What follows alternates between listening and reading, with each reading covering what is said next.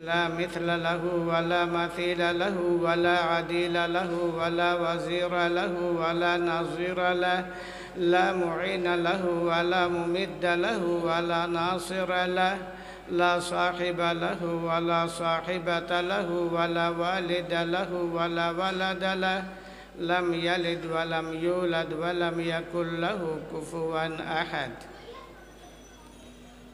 نشهد أنه لا إله إلا هو وحده لا شريك له في ذاته ولا في نعوته ولا في كلامه ولا في كماله، لا في وجوده ولا في وجوبه ولا في ثبوته، لا في ملكه ولا في ملكه ولا في ملكوته، لا في جبره ولا في جبروته، لا في عظمته ولا في عظموته، لا في رحمته ولا في رحموته، لا في ألوهيته ولا في ربوبيته ولا في معبوديته ولا في محموديته ولا في مسجوديته، لا في فضله ولا في تفضيله، لا في كرمه ولا في تكريمه، لا في شرفه ولا في تشريفه، لا في مجده ولا في تمجيده، لا في توحده ولا في تفرده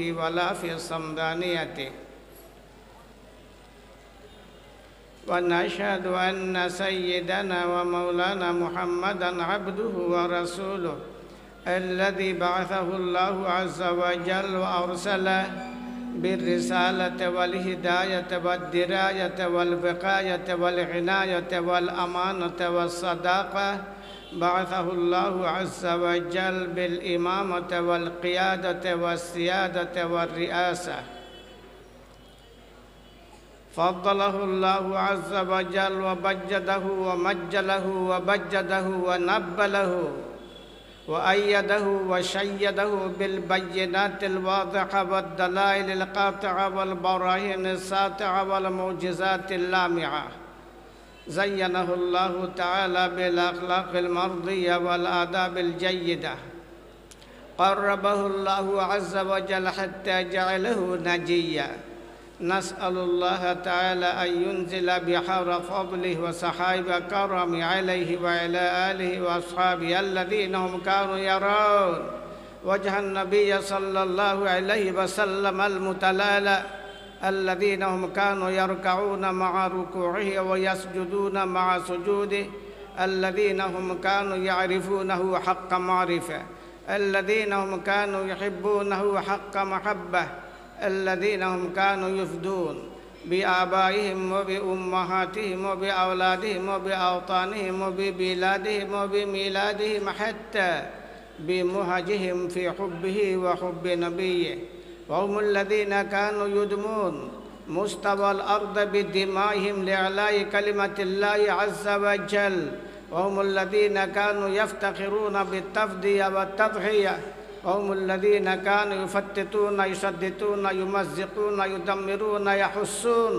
كل السلطة والسيطرة الطاغوتية والشيطانية من الأباطل والمفاسد عن وجه الأرض بركوز أرجلهم، لا يخافون في الله لومة لائم، هم الذين كانوا ينالون أسناد الجنة بكلام الله عز وجل وبكلام النبي صلى الله عليه وسلم، وهم الذين كانوا يبلغون كل ما جاء به النبي صلى الله عليه وسلم من الهدى والسنن من مكة المكرمة إلى المدينة المنورة، من الغرب إلى الشرق، من الشرق إلى الغرب، من الجنوب إلى الشمال، من الشمال إلى الجنوب، من أفق إلى أفق، حرفا حرفا، نقطة نقطة، من غير إفراط وتفريط، من غير التحريف التبديل، صلى الله تعالى عليه وعليهم وأزواجه أمهات المؤمنين وأهل بيته وعترته الطيبين،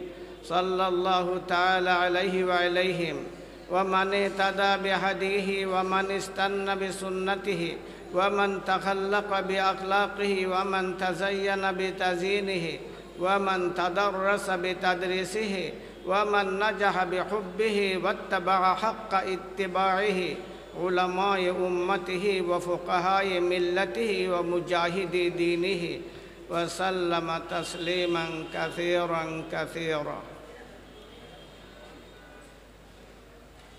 أما بعد فأعوذ بالله من الشيطان الرجيم. بسم الله الرحمن الرحيم.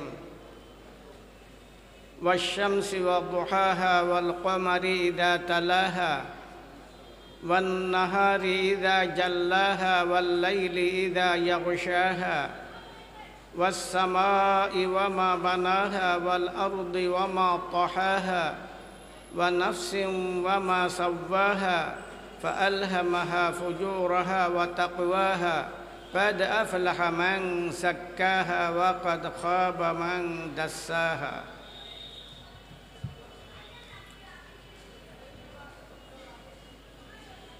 আজকের এই পবিত্রতম আয়োজনের মহাত্তম জনাব সভাপতি, সমাগত কুরআন সুন্নাহর ধারক বাহক, আম্বিয়ায়ে কেরামের উত্তরাধিকারী, সম্মানিত উলামায়ে কেরাম, ঈমান দীপ্ত মুরব্বিয়ান, নবী প্রেমে উদ্বুদ্ধ প্রিয় যুবক ভাইসব, আমাদের উজ্জ্বল ভবিষ্যতের আশা ভরসা আজিজ তালাবা হযরত, ঐতিহ্যবাহী ইসলামী প্রতিষ্ঠান সুবহানীঘাট মাদ্রাসা আমার কাছে অত্যন্ত প্রিয় এবং অত্যন্ত মাহবুব। কারণ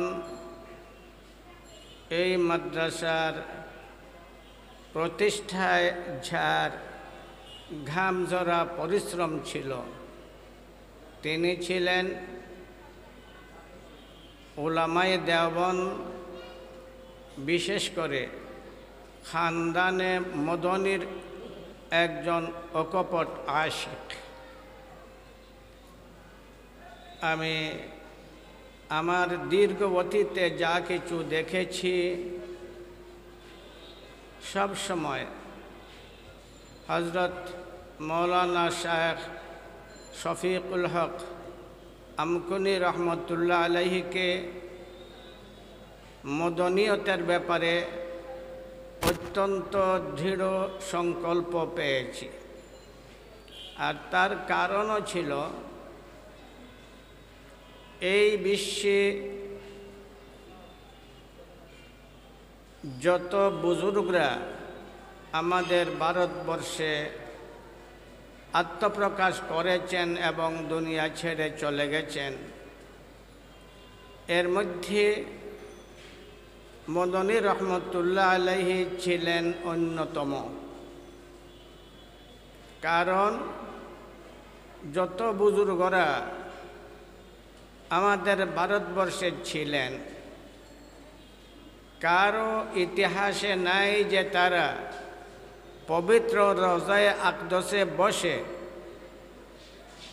ইশকার মহব্বত সহকারে নবী করিম সাল্লাল্লাহু আলাইহি ওয়াসাল্লামের সান্নিধ্যে অবস্থান করে হাদিস শরীফের তালিম দিয়েছেন।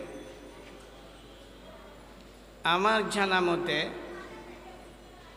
কুতবুল আলম সৈয়দ হুসেন আহমদ মদনী রহমতুল্লাহ আলাইহির নজির বা তার মিসাল আমি খুঁজে পাই না। শুধু ইলমে জাহির বা ইলমে হাদিস, ওইগুলোর মধ্যেই তার গভীরতা ছিল না, বরং আধ্যাত্মিক জগতেও ছিল তার বিরাট একটা অবস্থান। একটা ঘটনাই আমাকে একবারে অভিভূত করে নেয়। একজন বৃদ্ধ লোক ছিল, বৃদ্ধ হিন্দুস্তানে একজন বৃদ্ধ বয়স্ক লোক ছিল।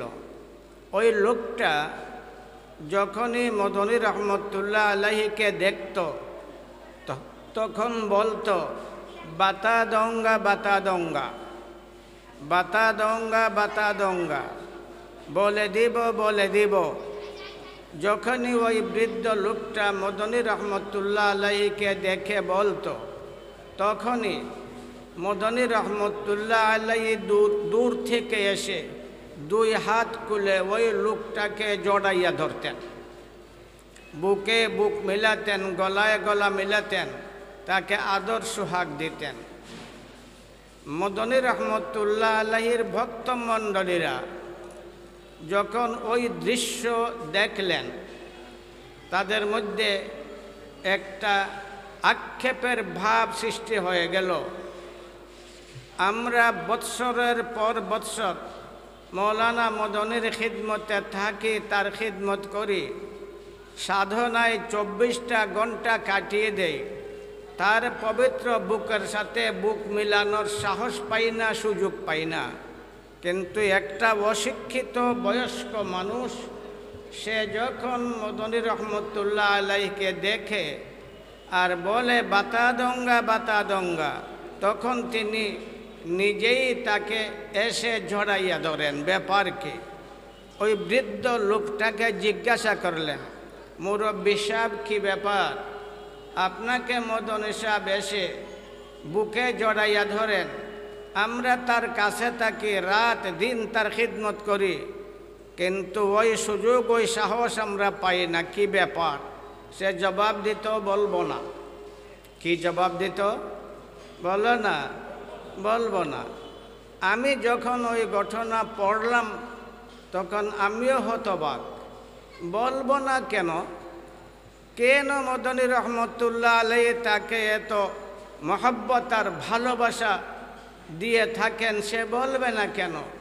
আমি তার একটা ইতিহাস সন্ধান করতে লাগলাম এবং সেই জিজ্ঞাসার জবাব খুঁজতে লাগলাম।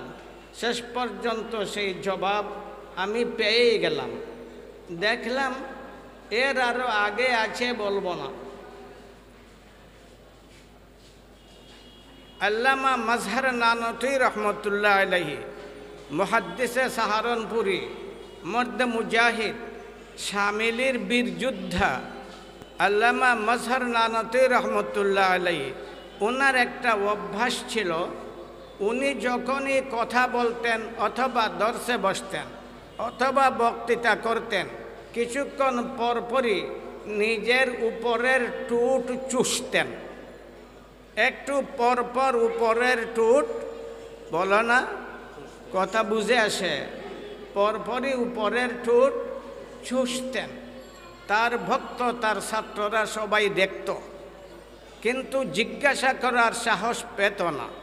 একবার ওনাকে তারা জিজ্ঞাসা করেই নিল, হুজুর বুঝে আসলো না, আপনি দর্শে হাদিসে বসলে কিছুক্ষণ পরপর উপরের টুট চুষেন, যখন ওয়াজ মহফিলে বসেন তখনও কিছুক্ষণ পরপর উপরের টুট চুষেন, এমনিতেই যদি বসে থাকেন কিছুক্ষণ পরপর আপনি উপরের টুট চুষেন, এর মধ্যে কি রহস্য রয়েছে বলুন? তিনি জবাব দিতেন, বলবো না। তাহলে দেখা গেল বলবো নারও একটা ধারাবাহিকতা আছে না নাই?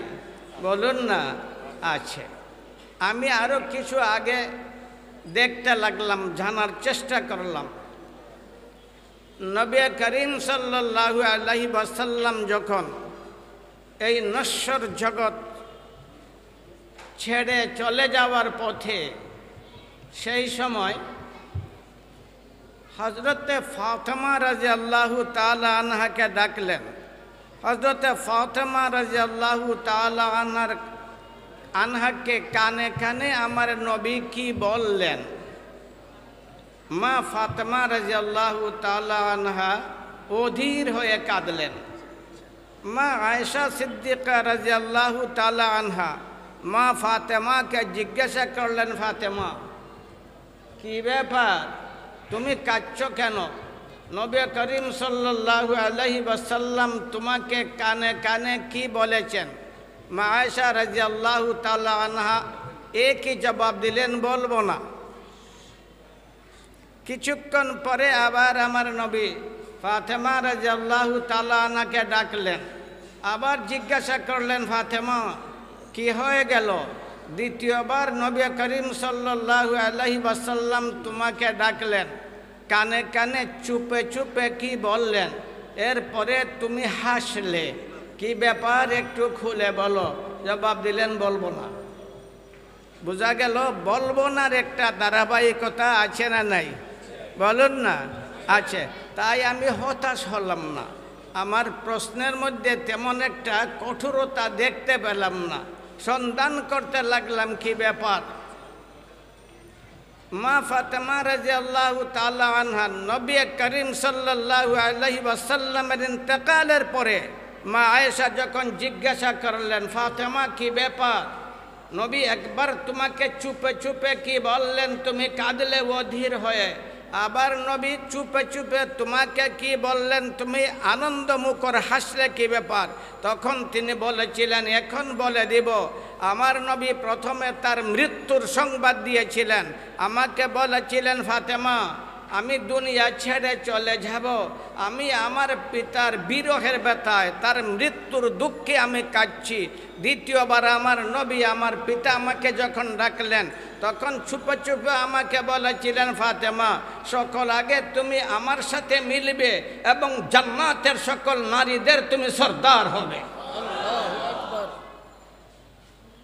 ঠিক তেমনভাবে এই বলবনার ধারাবাহিকতায় আমি মৌলানা মাজহার নানতী রহমতুল্লাহ আলাইহির সেই বলবনার ইতিহাস খুঁজতে লাগলাম। পেয়ে গেলাম তারই বক্তৃতার মধ্যে, তার নিজের বক্তৃতার মধ্যেই সেই প্রশ্নের জবাবটা পেয়ে গেলাম। জবাবটাকে তিনি বলতে লাগলেন, যখন তিনি মৃত্যুমুখে পতিত প্রায়, ওই সময় তার ভক্তরা তাকে জিজ্ঞাসা করেছিলেন, হুজুর আপনি তো আমাদেরকে ছেড়ে চলে যাওয়ার পথে, রহস্যই রয়ে গেল, এখনো বলে দিন কি ব্যাপার? আপনি কেন বারবার আপনার উপরের টুট চুষে থাকেন? তখন বলেছিলেন, শোনো, এই ভারতবর্ষের মধ্যে যখন ইংরেজরা ছিল, সবচেয়ে কঠিনতম পদক্ষেপ যা তারা গ্রহণ করেছিল তা ছিল কোরআন জ্বালিয়ে দাও, কোরআন জ্বালিয়ে ভস্ম করে দাও, কোরআন থাকবে না, মুসলমান থাকবে না। ভারতবর্ষে হিন্দুদের ধর্মগ্রন্থ আছে, খ্রিস্টানদের ধর্মগ্রন্থ আছে, বৌদ্ধদের ধর্মগ্রন্থ আছে, শিখদের ধর্মগ্রন্থ আছে। প্রত্যেক ধর্মাবলম্বীর তাদের নিজস্ব ধর্মগ্রন্থ আছে। অন্য কোনো ধর্মগ্রন্থকে তারা ঝালায় না। বৌদ্ধদের ধর্মগ্রন্থ ঝালায় না, হিন্দুদের ধর্মগ্রন্থ ঝালায় না, শিখদের ধর্মগ্রন্থ ঝালায় না। মুসলমানদের ধর্মগ্রন্থ কোরআন জ্বালানোর তারা একটা প্রোগ্রাম হাতে নিল এবং সেই প্রোগ্রাম মোতাবেক তারা কোরআনের কপি জ্বালানো শুরু করে দিল। এই ভারতবর্ষের এক প্রান্ত থেকে তারা জ্বালানোর সিলসিলা শুরু করলো। হাজার হাজার নয়, লক্ষ লক্ষ কোরআনের কপি তারা জ্বালিয়ে দিল। এমনিভাবে তারা অগ্রসর হচ্ছিল। শেষবারের মতো তারা কোরআন জ্বালানো বন্ধ করে দিয়ে আলিম উলামাকে জ্বালাইতে শুরু করলো। এমন একটা গাছ ছিল না এই দিল্লি থেকে একবারে পাকিস্তানের খাইবার পর্যন্ত, যে বিশ্ব রুট দেওবন্দের পার্শ্ব হইয়া চলেছে, ওই গাছের লক্ষ লক্ষ ঢাল ছিল, একটা ডাল খালি ছিল না যে ডালের মধ্যে কোনো না কোনো আলিমের লাশ লটকানো ছিল না। W.W. হান্টার নিজে লিখেছে, আমি একবার দিল্লিতে বিরাট দুর্গন্ধ অনুভব করতে লাগলাম, অত্যন্ত অসহনীয় দুর্গন্ধ। আমি ওই দিকে চলতে লাগলাম, কোথা থেকে দুর্গন্ধ আসে? যখন সেই দিকে পৌঁছলাম, দেখলাম আলিমুল আমাদিগকে উলঙ্গ করে, তাদের হাত পা বেঁধে তাদেরকে জীবিত অবস্থায় আগুনে নিক্ষেপ করে ঝালানো হচ্ছে। মাজহার নানতবী রহমতুল্লাহ আলাইহি বলেন, এমনিভাবে যখন মুসলমানদের উপর অত্যাচার আর জুলমের স্টিম রুলার চলতে থাকলো, আমরা আর বসে থাকতে পারলাম না। আমরা আলিমুল আমাদের সমন্বয়ে কাসিমুল উলুম ওয়াল মারিফা কাসিম নানতবী রহমতুল্লাহ আলাইহি, হাজি ইমদাদুল্লাহ মুহাজিরে মক্কি রহমতুল্লাহ আলাইহি, ফকিহুল উম্মা রশিদ আহমদ গঙ্গুহি রহমতুল্লাহ আলাইহি, হাফিজ জামিন শহীদ রহমতুল্লাহ আলাইহি, এই ধরনের কেবারুল উলামার মাধ্যমে আমরা একটা সিদ্ধান্ত গ্রহণ করলাম, আমরা যুদ্ধ করব। আমরা যুদ্ধ করব, কিন্তু আমাদের সামনে প্রশ্ন আসলো, আমরা সংখ্যায় অল্প, আমাদের অস্ত্র বলতেই নেই, যুদ্ধের কোনো প্রশিক্ষণ নাই, এই বিরাট মহাশক্তির সাথে আমরা যুদ্ধ করব কেমন করে? কিন্তু কাসিমুল উলুম ওয়াল মারিফা কাসিম নানতী রহমতুল্লাহ আলাইহি সেই প্রস্তাব এবং তার পক্ষে যখন দলিল প্রমাণ উপস্থাপন করলেন, তখন আমরা যুদ্ধ করার জন্য প্রস্তুত হয়ে গেলাম। 2 নম্বরে আমাদের মধ্যে আলোচনা চললো আমরা কোথা থেকে যুদ্ধ শুরু করব। তখন সেই যুগে ভারতবর্ষের মধ্যে সবচেয়ে কঠিনতম দুর্গ ইংরেজের ছিল শামেলির মধ্যে। তাদের ধারণা ছিল ভারতবর্ষের সকল দুর্গ যদি বিদ্রোহীরা জয় করে নেয়, তবেও শামেলির দুর্গ জয় করতে পারবে না। আধুনিক উপায়ে ওইটা নির্মিত ছিল। আমিও গিয়েছি সেই শামেলিতে, দেখেছি শামেলিকে, ইতিহাসের পাতায় মিল তাকে আছে কি নাই তা দেখার সুযোগ হয়েছে। সেই শামেলির দুর্গ ছিল সবচেয়ে তাদের দৃষ্টিতে কঠিনতম এবং আধুনিক উপায়ে নির্মিত। তাদের ধারণায় ওই দুর্গ কেউ জয় করতে পারবে না। যেমন ইয়াহুদদের খয়বরের দুর্গ ছিল তাদের কাছে সবচেয়ে নিরাপদ দুর্গ, তাদের বিশ্বাস ছিল মুসলমানরা ওই দুর্গ জয় করতে পারবে না। কিন্তু ওই দুর্গ জয় করার পথে শুধুমাত্র একজন সাহাবা হযরত আলী রাদিয়াল্লাহু তাআলা আনহুর গৌরব গাথা অবদান রয়েছে। ঠিক না? ও ঠিক বলো না?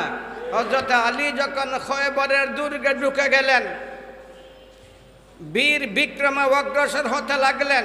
খয়বরের যে গেট সেই যুগের 40 জন উঠাইতে পারত না।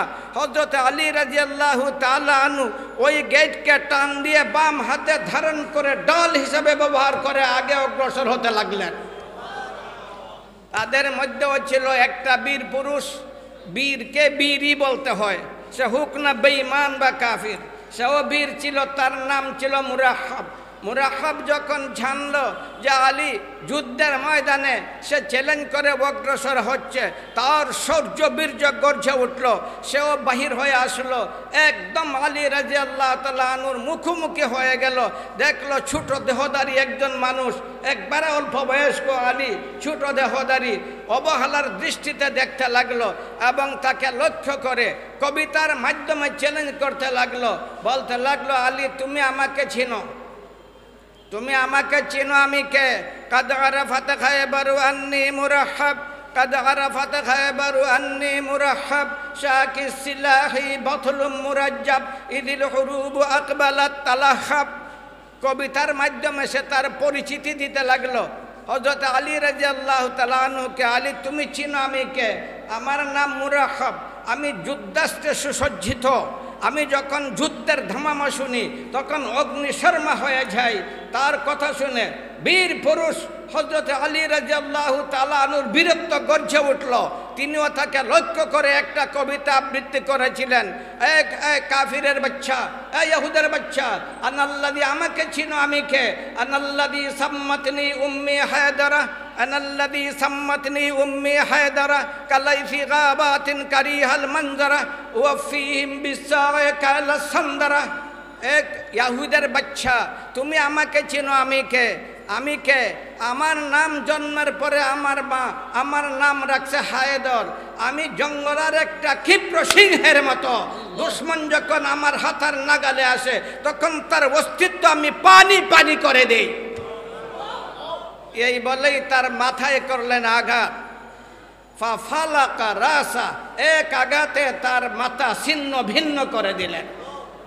যেমনভাবে ইহুদদের সেই দুর্গ তাদের দৃষ্টিতে সবচেয়ে নিরাপদ ছিল, তাদের ধারণায় সবচেয়ে শক্ত ছিল, তেমনভাবে ইংরেজদের দুর্গ শামেলির দুর্গের ব্যাপারে ইংরেজরা সেই ধারণা ছিল বিদ্রোহীরা যদি এই ভারতবর্ষের সকল দুর্গ জয় করে নেয় তবে শামেলি জয় করতে পারবে না, এই ধারণা ছিল।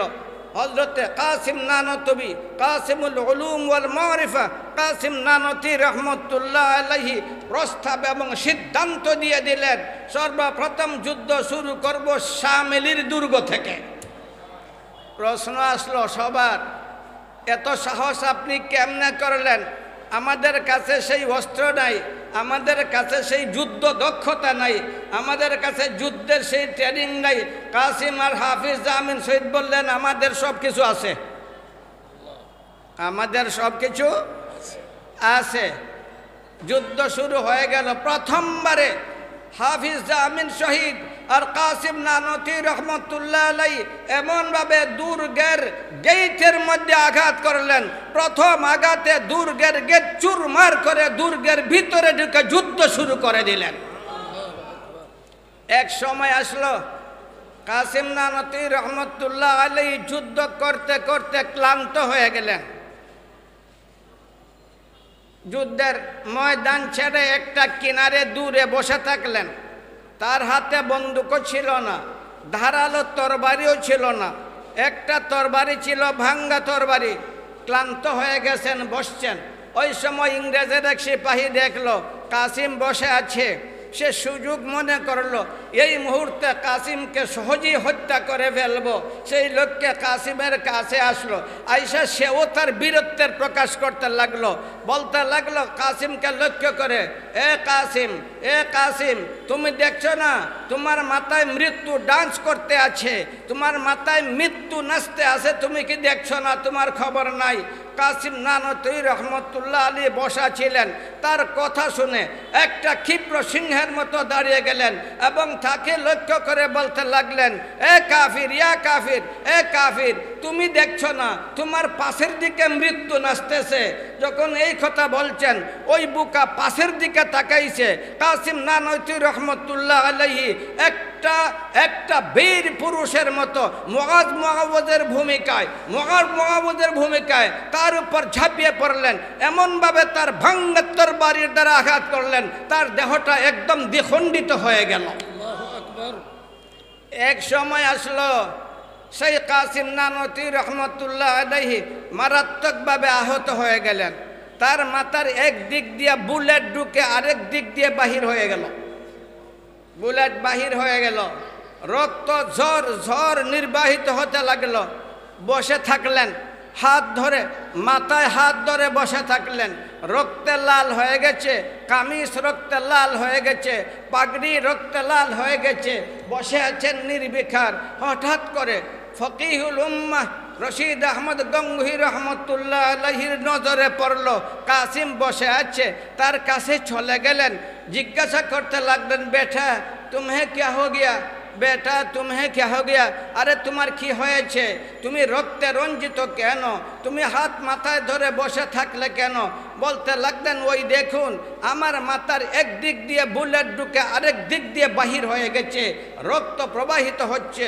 কাসিম নানতি রহমতুল্লাহ আলীর মাথায় ফকিহুল উম্মাহ রশিদ আহমদ গঙ্গুহি রহমতুল্লাহ আলী হাত বুলাইলেন, হাত লাগাইলেন। রক্ত আছে জখম নাই, রক্ত আছে জখম নাই, রক্ত আছে জখম নাই, রক্ত আছে। বলো না, কথা বুঝে আসে? সবাই বুঝেন তো? আমি বুঝতে পারি না, আপনারা বুঝেন কি বুঝেন না? আল্লামা মাজহার নানতী রহমতুল্লাহ আলাইহি বলেন, যুদ্ধ চলল, বিজয় আমাদের কদম চুম্বন করলো, আমরা জয়ের পতাকা উড়াইলাম, কিন্তু ইংরেজের কলেজে আগুন লেগে গেল। তারা চেষ্টায় লেগে গেল কিভাবে ওই দুর্গকে আবার উদ্ধার করতে পারে। তারা নূতনভাবে প্রস্তুতি নিতে লাগলো, আমরাও নূতন করে প্রস্তুতি নিতে লাগলাম। আবার যুদ্ধ শুরু হয়ে গেল। আমাদের বীর যোদ্ধা হাফিজ জামিন শহীদ রহমতুল্লাহ আলাইহি তিনি শহীদ হয়ে গেলেন। তার গায়ে বুলেট ঢুকলো, এখনো সেই রক্তমাখা পাগড়ি আছে, এখনো আছে রক্তমাখা পাগড়ি, এখনো রক্তমাখা সেই কুর্তা কামিজ তার আছে। ওইখানে গেলে আপনারা দেখতে পাবেন আছে, তারা সংরক্ষিতভাবে রাখছে। রশিদ আহমদ গঙ্গুহি রহমতুল্লাহ আলী দেখলেন হাফিজ জামিন পড়ে গেছেন, উনাকে কাঁধে উঠাইলেন, রক্ত ঝরতে ছিল, সেই রক্ত থেকে মিশকে আম্বরের সুগন্ধ বাহির হতে লাগলো। মাজহার নানতী রহমতুল্লাহ আলাইহি বলেন, শেষ পর্যন্ত আমরা পরাজিত হলাম। লাশ আর লাশের স্তূপ পড়ে গেল শামিলির ময়দানে, লাশ আর লাশের স্তূপ পড়ে গেল। জখমি আহত যারা, তাদের মধ্য থেকে চিৎকার শুরু হয়ে গেল, এক ফোঁটা পানি দাও। পিপাসায় কলেজা ফাটছে, এক ফোঁটা পানি দাও। পিপাসায় কলেজা ফাটছে, এক ফোঁটা পানি দাও। চিৎকার, মনে হচ্ছিল হাসর বরপা হয়ে গেছে, এমন অবস্থা। কে পানি দিবে? কেউ নাই, মুসলমানরা নাই, যোদ্ধারা নাই, শুধু লাশ আর লাশ পড়ে আছে। তিনি বলেন, আমিও ছিলাম আহত, আমিও ছিলাম জখমি, আমিও পড়ে আছি। আমি তাদের চিৎকারই শুনতেছিলাম। হঠাৎ করে আমার নজর আকাশের দিকে গেল। আমি দেখলাম আকাশ থেকে আলোর ঝাঁক, তারকার ঝাঁক, তারকার ঝাঁক জমিনের দিকে নেমে আসছে।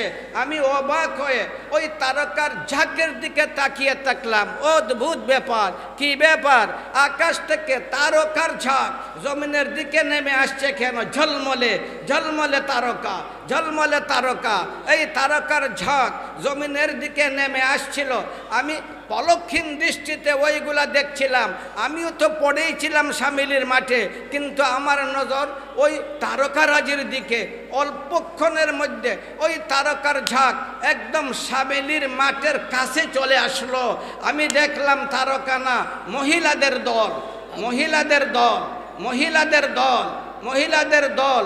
তার বাসায় মাজর নানা তুমির বাসায় হুরের দল, ওইটা আমার বাসায় নয়। আল্লামা মাজহার নানতুই রহমতুল্লাহ আলাইহির ভাষায় হুরের দল, এই মহিলার দল নেমে আসছে আকাশ থেকে শামিলির মাঠের দিকে। প্রত্যেকের হাতের মধ্যে ছিল এক একটা বোতল। কি ছিল বলো না একটু? বোতল, পানির বোতল প্রত্যেকের হাতে। তারা আইসা নেমে গেল, শামিলির মাঠের মধ্যে নেমে গেল। যে দিক থেকেই তারা চিৎকার শুনতো সেই দিকেই তারা দৌড়াতো বোতল হাতে নিয়ে, তাদেরকে পানি পান করাতো। যেই ওই বোতলের পানি পান করত সে চিরকালের জন্য শান্ত হয়ে যেত। এমনিভাবে পানি পান করানোর সিলসিলা চলতে লাগলো। আল্লামা মজহরি রহমতুল্লাহ আলাইহি বলেন, আমি তো পড়েছিলাম শামিলির মাঠে, আমি ওই সবগুলা শুধু দেখতেছিলাম। এমনিভাবে পানি পান করানোর সিলসিলা চলছে, আর চিৎকারের আওয়াজও ধীরে ধীরে কমে আসছে। শেষ পর্যন্ত একবারে শামিলির মাঠ নীরব হয়ে গেল, আর আওয়াজ নাই। ওই সময় আমার এমন পিপাসা লাগলো, আমি একবারে পিপাসায় কাতর হয়ে গেলাম। আমি ভাবলাম আর যদি দেরি হয় তাহলে আমার কলেজা ফেটে যাবে। ওই সময় একটা মহিলা দৌড়ে আসলো, একটা বোতল নিয়ে আসলো। ওই বোতল নিয়ে ওই বোতলের তলা, তলা বুঝেন তো, বোতলের তলা, ওই বোতলের তলাই না আমার মুখের মধ্যে আমার উপরের ঠোঁটের মাঝে শুধু লাগাইলো। ওই সময় আমি ঠার পাইলাম মিষ্টি আম্বরের সুগন্ধ, এবং শুধু ঠোঁটে লাগাইলো। ওই লাগানোর কারণে আমার সারাটা কলিজা ঠান্ডা হয়ে গেল, আমি সুগন্ধে বিমুগ্ধ হয়ে গেলাম, আমার পিপাসা একদম মিটে গেল। কিন্তু দুর্ভাগ্য, আমি সেই বোতলের পানি পান করতে পারলাম না। ওই সময় তাদের নেতা যে মহিলা, ওই মহিলা দৌড়ে আসলো। দৌড়ে আইসা তার হাত থেকে বোতল কেড়ে নিল এবং ধমক দিয়ে বলতে লাগলো, আরে মাজহারের মুখে বোতল লাগাইলে কেন? মাজহারের মুখে বোতল লাগাইলে কেন? ওই বোতলগুলা মাজহারের জন্য আসে নাই, ওই বোতলগুলা আসছে যারা শাহাদতের সুরাহা পান করবে তাদের জন্য। মাজহার আরো বেশি দিন বেঁচে থাকবে, মাজার কোরআনের শিক্ষা দিবে, মাজার হাদিসের শিক্ষা দিবে, মাজার আমার নবীর দ্বীনের খিদমত করবে। সুতরাং তার মুখে কেন লাগাইলে এই বোতল? এই বলে ধমক দিয়ে হাত থেকে যে নারী আমাকে আমার মুখে বোতল লাগিয়েছিল তার হাত থেকে ধমক দিয়ে বোতল কেড়ে নিল। আমি মোটামুটি সুস্থ হয়ে পড়লাম। আজ 11 বছর তার বাসায়, আজ 11 বছর অতিক্রান্ত হয়ে গেছে। এখনো আমি যখন উপরের টুট চুষি তখন ওই সুগন্ধ, ওই স্বাদ গ্রহণ করি। আল্লাহু আকবার। বলতেছিলাম এই সিলসিলায় গ্রথিত আমাদের কুতুল আলম সৈয়দ হোসেন আহমদ মদনী রহমতুল্লাহ আলাইহি, ওই বৃদ্ধ ব্যক্তিকে বলা হলো, কি ব্যাপার? মৌলানা মদনীকে দেখলে তুমি বলো বাতা দঙ্গা, বাতা দঙ্গা, আর তিনি তোমাকে এসে জড়াইয়া ধরেন, কি ব্যাপার একটু বলো। সে জবাব দিত বলবো না, সে জবাব দিত কি বলো না। আমিও বলবো না, বলবো বলবো, এইটা তো বলবো না। আর বাপ বললে তো আর বলবো না থাকলো না। মদনী রহমতুল্লাহ আলাইহির ইন্তেকালের পরে মদনী রহমতুল্লাহ আলাইহির ভক্ত মণ্ডলী যারা ছিল, হাফিজ ছিল, মুহাদ্দিস ছিল, মুফতি ছিল, খলিফা ছিল, কারা কারা ছিল নাম তো আর জানি না, তারা জিজ্ঞাসা করলেন ওই বৃদ্ধ লোকটাকে, ভাই বৃদ্ধ কি ব্যাপার, তুমি তার আসল রহস্য একটু খুলে বলো। তখন সে জবাব দিল, হ্যাঁ এখন বলে দিব, এখন বলে দিব। তখন সেই বৃদ্ধ লোকটা বলেছিল, ভাই একবার ঘন রাতের ঘন অন্ধকারে আমি গঙ্গু শরীফের দিকে যাত্রা শুরু করলাম, যেখানে রয়েছে রশিদ আহমদ গঙ্গুই রহমতুল্লাহ আলাইহির কবর, যেখানে রয়েছে শাহ আব্দুল কুদ্দুস রহমতুল্লাহ আলাইহির কবর। আমি সেই গঙ্গুর দিকে যাত্রা শুরু করলাম। রাতের ঘন অন্ধকার, একবারে নীরব নিথর সারাটা রাত আমি আশকার মহব্বতের আবেগে সেই গঙ্গুর দিকে অগ্রসর হতে লাগলাম। যখন আমি অনেকটা দূরেই ছিলাম, তখন আমি হঠাৎ করে দেখতে পাই গঙ্গু শরীফে একটা ঘর ছিল, ওই ঘর এখন নাই, আমিও দেখছি এই ঘর নাই। একটা ঘর ছিল, যেই ঘরে গিয়ে আমাদের বুজুর্গরা চিল্লাখুশি করতেন, সাধনা করতেন, জিক্র আজকার পড়তেন।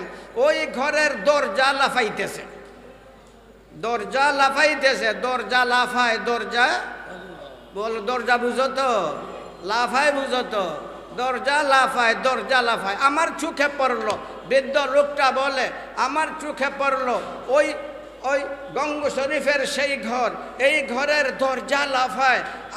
আমি যখন দূর থেকে দেখলাম আমি ভীত হয়ে গেলাম, অদ্ভুত ব্যাপার, কি ব্যাপার, দরজা লাফায়, দরজা লাফায়, দরজার কি আবার প্রাণ আছে, দরজা লাফাইবে কেন, কি অদ্ভুত ব্যাপার। আমাকে ভয় কাতর করে নিল, আমি দাঁড়িয়ে গেলাম, কিন্তু পাশে ফিরত আসার মতো সাহস ছিল না, আগে বাড়ার মতো সাহস ছিল না। আমি অনেকক্ষণ দাঁড়িয়ে থাকলাম, পিছে ফেরার মতো আর সাহস নাই, আগে বাড়ার মতো সাহস নাই। শেষ পর্যন্ত সিদ্ধান্ত নিলাম, পাশে যখন যাইতেই পারবো না, তাহলে আগে অগ্রসর হব, আগে চলবো, যা ঘটার ঘটবে আগে যাব। আমি ধীর গতিতে আগে অগ্রসর হতে লাগলাম। আর যখন প্রায় কাছে পৌঁছে গেলাম, তখন আরো অদ্ভুত ব্যাপার, শুধু লাফায় না, জিক্রের তালে তালে লাফায়, জিক্রের তালে তালে লাফায়, জিকির পরে আর জিক্রের তালে তালে লাফায়। লা ইলাহা ইল্লাল্লাহ, লা ইলাহা ইল্লাল্লাহ, লা ইলাহা ইল্লাল্লাহ, জিক্রের তালে তালে লাফায়। তখন আমি আরো ভয়ে কাতর হয়ে গেলাম, আরে কি আজীব ব্যাপার, দরজা আবার জিকিরও পড়ে, আবার লাফায়, দরজায় লাফায় না মানুষ লাফায়, বলো না, কি দেখতেছেন, দরজা লাফায় না মানুষ লাফায়? মানুষ যদি জিকিরের সময় লাফায় তাহলে সে পাগল, পাগল না ভালো, বলো না। মানুষ জিকির পড়বে তার বিধান অনুসারে, দরজা লাফায় জিকির পড়ে, মানুষ লাফায় না।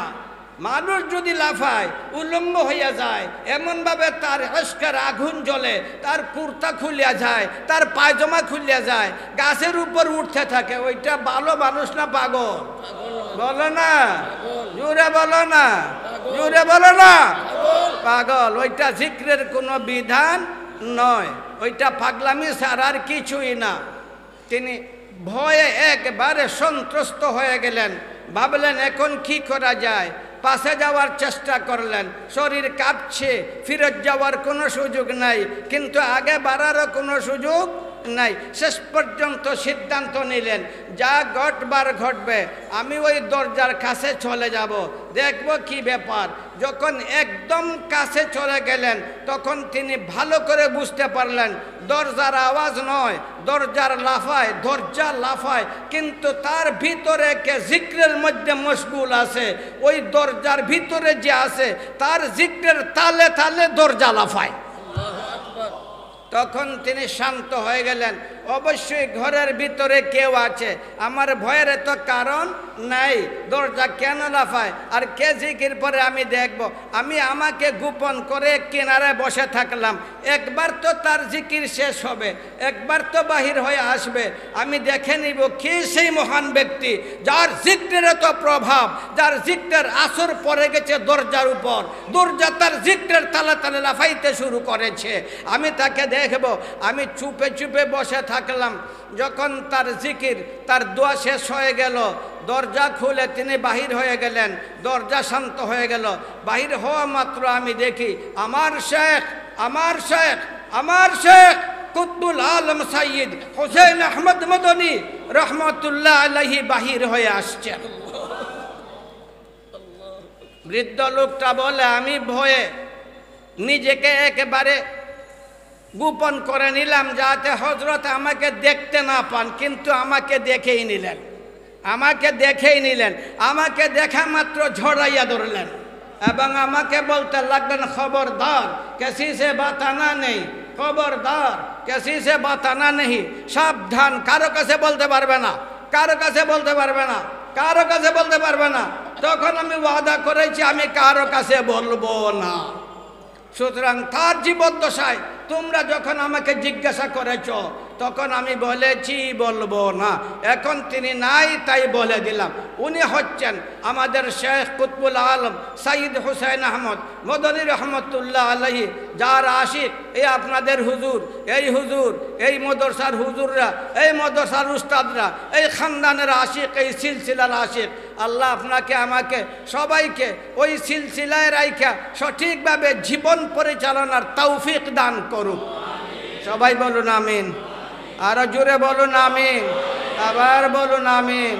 আবার বলুন আমিন। ওয়া আখিরু দাওয়ানা আলহামদুলিল্লাহি রাব্বিল আলামিন। শেষ।